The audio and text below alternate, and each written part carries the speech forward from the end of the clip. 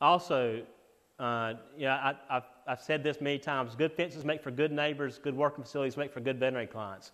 If we don't have the proper facilities, we definitely can get hurt, and if you get hurt, there goes all your profit, as well as possibly some of your livelihood. So we need to make sure that we have the proper facilities to be able to handle our cattle. It makes for a safer working environment for you and your cattle, lowers your liability risk, should allow for faster movement of the cattle so they can get back to eating grass, and allows for easier vaccinations, identification, pregnancy exams of your cattle. How many of you in here work your cattle every year? How many of you would work your cattle every year if you had great facilities?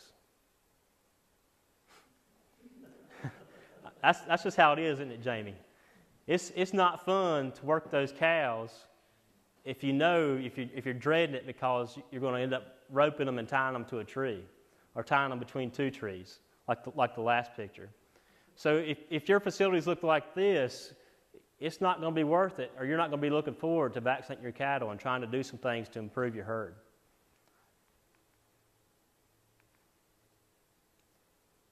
And I found this cartoon. I like this one too. I don't know if you can read it, but it says, closing your account, would you like that in small coins or large coins?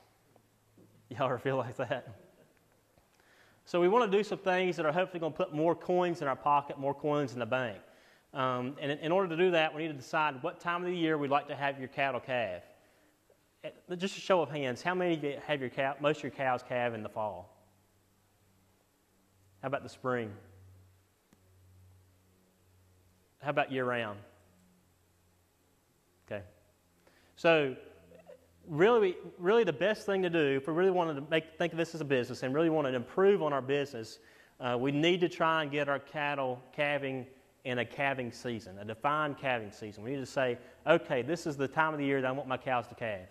For me, in our area, I really think the best time of the year is from September to December.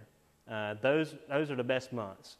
The reason I say that is because the cattle, when you're trying to get them pregnant, they're going to get pregnant a lot easier in the winter. So they're going to get pregnant easier when the weather's cooler and there's less stress on them.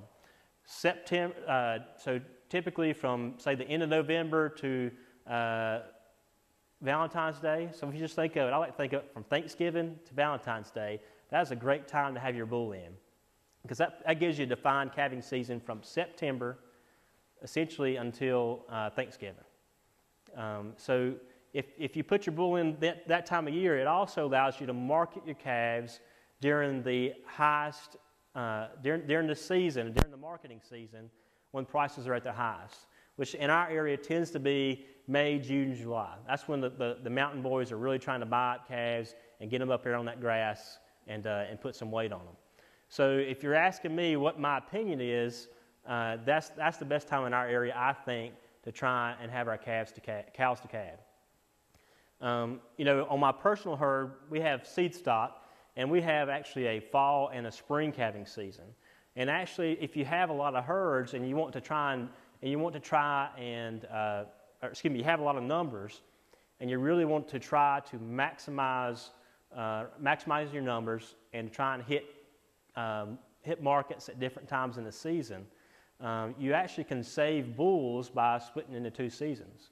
So if you have a fall breeding season, a spring breeding season, and you've got 100 cows in each season, how many bulls would you need, Mark? 4? You need about 4 adult bulls. So we just say 1 bull for every 25 head, 1 adult bull for every 25 head.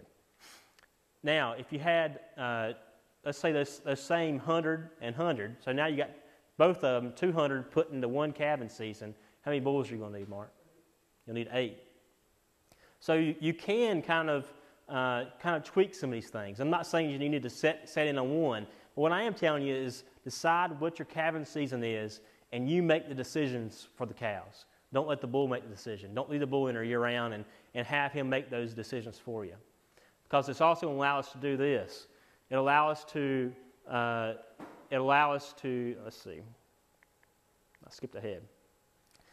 It will allow us to group those calves, group those calves. We can vaccinate them all at the same time. They'll all be in about the same stage in their gestation. It allows us to group those calves for market. We definitely can can get more money if we'll group our calves together and sell them in groups at feeder calf sales, as opposed to just taking them to the weekly auction. It also allows us to be able to preg check and make decisions about whether that cow is holding up her end of the contract, because it is a contract. Remember, I said my cows are employees, and if they're not making money, if they're not fulfilling their contract, then I typically fire them. And the time that I fire them is when I preg check them to find out if they're pregnant when they're supposed to be. So if we do these things, it allows us to be able to do that. I've shown this to you at Silcope if you were there. The average cow is going to cost you at least $1 a day. More recent figures are saying it's going to be more like $1.50 per day. So that animal is going to be costing you somewhere around $400 to $500 a year just to feed her and to take care of her. Again, if she doesn't get pregnant, what just happened? You just wasted some money. And the way I like to think of it is, if I hired Katie to work for me in my veterinary practice, and she worked there for a year, she took a paycheck every month. And at the end of that year, I found out that Katie wasn't doing any work. She was just sitting over in the corner doing nothing. Would I keep her around, do you think? She's a nice girl. Real nice person. Sweet, she's quiet. But if she's not working for me, then I'm afraid I'm going to have to fire her. It's the same thing for these cows. I like to ask my clients, are you married to this cow? You know, if the cow went a whole year and did not get pregnant, would you say, well, I'm going to give that cow one more chance. I'm going to give Katie one more chance. Again, I'm not saying Katie's a cow. But we need to start thinking of these guys as our employees and treat them like our employees. Jamie, I know what you'd do to one of your employees if they did that. So again, the average cow is going to cost us $1 to $1.50 a day. And so when she becomes up open, we're either going to have to sell about 5 or 6 other cows and make 5 or 6 other calves, make a profit on them to either pay for her, or we can give her a one-way trip to Siler City and she'll pay for herself in that one-way trip. How do we stop reproductive losses? Again, the number one way to stop reproductive losses is to get rid of these cows that are not pregnant. Can you just see the huge impact that we'd make just by culling our open cows? That is huge. What's the next way we can impact our reproductive losses?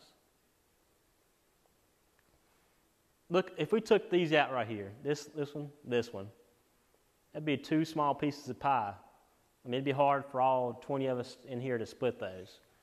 But again, we can cull our open cows, and then what I want to talk about here coming up soon is some health management ways to try and prevent losses from birth to 2 weeks. You should also make sure you're performing a breeding soundness exam or semen test on every bull 30 days prior to putting them into the cow herd. And again, we like to say that young bulls should only cover 1 cow for every month of age up to 24 months, maximum of 25 cows for an adult bull. We usually say an adult bull is around 2.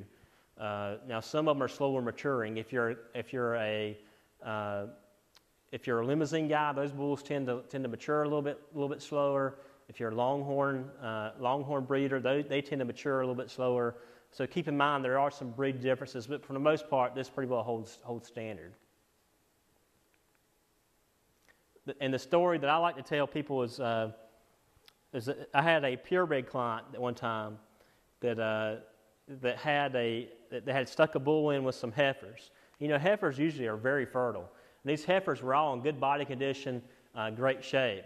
And it was there's 18 or 20 of them, I can't remember exactly, but he had me to come out and he wanted me to tell them if they were getting ready to calve in the next month or if they were going to calve in 2 to 3 months, because he wanted to split them up and divide them and feed them separately, feed them differently. When we ran through those cows and preg checked them, 3 of the 18 or 20, I can't remember now, were pregnant. All the rest of them were open. This is a purebred breeder. You think he lost some money in that deal? I mean, that was massive. But there are plenty of stories out there like that. This is one way we can try and prevent that from happening, is doing our breeding soundness exams. We also can then manage our manage calving over a defined time period, make culling decisions if you will have a vet pregnancy check them 45 days after the bull's pulled out. It also allows us, by having a defined calving season, allows us to immunize our cattle on a consistent schedule and group our calves for market. Again, pregnancy examine the cows. I like to do it about 45 days after the bull's been pulled out. Actually, I like to do it at weaning because that way you got less trips through the chute. So if you do it at weaning time, you can just wean the calves, send them off to the side. We can run the cows through. We're not going to need the cows at that point. If they're open, we're weaning their calves anyway, they can go on the market. We can load them straight onto the trailer if they're open. Again, cull all open cows. We're supposed to be profitable businessmen and women, not providing government assistance for our cows.